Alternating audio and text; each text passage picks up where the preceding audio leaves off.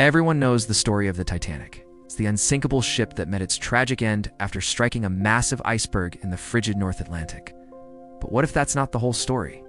What if the iceberg was just the final blow to a ship that was already in deep trouble? New evidence and expert analysis suggest a far more complex and hidden reason for the disaster.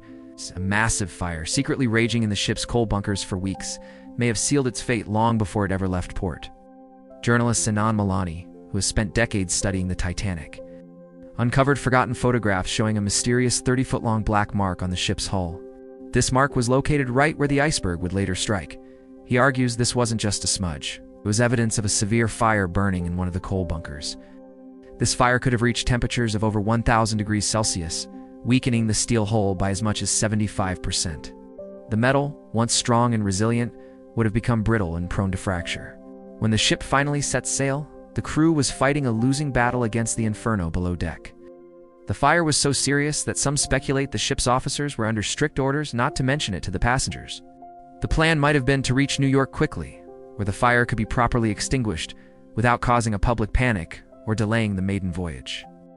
This could explain why the Titanic was traveling at such a high speed through a known ice field. So, when the lookout spotted the iceberg, it was already too late. The hull, compromised and weakened by the relentless heat, didn't stand a chance. The iceberg didn't just gash the ship, it tore through the brittle steel like paper. The story we've been told for over a century might only be part of the truth.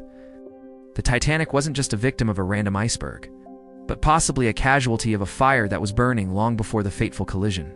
This hidden chapter adds another layer of tragedy to the story, suggesting the disaster could have been prevented.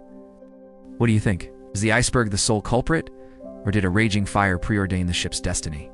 For more fascinating historical insights, be sure to subscribe to Facts Repo.